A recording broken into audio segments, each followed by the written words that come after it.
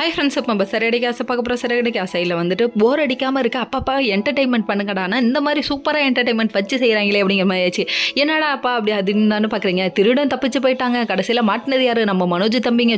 சும்மா குத்து, வேற லெவல் குத்து.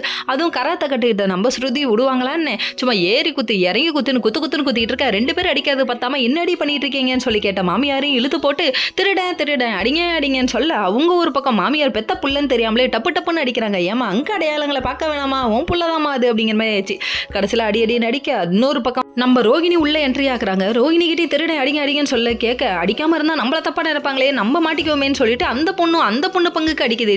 கட்டின பொண்டாட்டி அடிக்கிறா, பெத்த புள்ள அம்மாவும் அடிக்கிறீங்க, என்னதான் பண்றீங்க அப்படிங்கிற மாதிரி குனிய வச்சு கும்முன்னு கும்மிட்டாங்க. 4 பொம்பளைங்க சேர்ந்து இந்த அடி அடிக்கிறாங்களே அப்படிங்கிற மாதிரி. அதுக்கப்புறம் அம்மா அப்படின்னு கத்த, என்னடா கோணவாய் கோயிலா மாதிரி கத்துறான். கடைசியில் பார்த்தா ஏன் புள்ளன்னு கத்துறாங்க. நம்ம விஜய் நிக்க வச்சு கேட்க நம்ம முத்து ஒரு பங்குக்கு முத்துவும் 4 அடி அடிச்சிட்டாருன்னா பார்த்துக்கோங்க. அதுக்கப்புறம் நிக்க வச்சு கேட்டா என்னடா அண்ணா நீ இருக்கு அப்படின்னு சொல்லி கேட்க, டேய் திருடன் வந்தாண்டா, அவனை பிடிச்சேன்டா, கடைசியில் என் மூஞ்சிலே மாஸ்கை போட்டுட்டான்டா, அவன் ஓடிட்டான்டான்னு சொல்ல அதுக்கப்புறம் நம்ம வீட்டில் உள்ளுக்குள்ள உள்ள திருடனை சாத்தியிருக்காங்க, இங்கே வெளியே உள்ள திருடனை விட்டுட்டாங்க. சரி பரவாயில்ல விடுங்க, இருந்தாலும் நீ திருடன் தான்டா அப்படிங்கிற மாதிரி ஆயிடுச்சு. ஐயோ சூனா பானா கூட்டத்தை கலாடா அப்படிங்கிற மாதிரி ஆயிடுச்சு. ஆளை வச்சு நீயே திருடி இருப்படான்னு சொல்லிட்டு என்னடா கத்தி நம்ம பக்கத்து திரும்புதே அப்படிங்கிற மாதிரி ஆயிடுச்சு.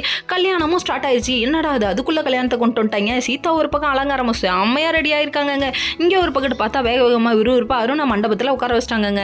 கல்யாணம்லாம் தடப்பூடெல்லாம் போயிட்டு இருக்கு. பிரச்சனை இல்லாமல் நடந்தால் சந்தோஷம் தான். நம்ம சீதாவோட சந்தோஷம் தான் முக்கியம்னு இறங்கி வந்துட்டாரு நம்ம முத்து. உண்மை தெரியாமல் இருக்குமா?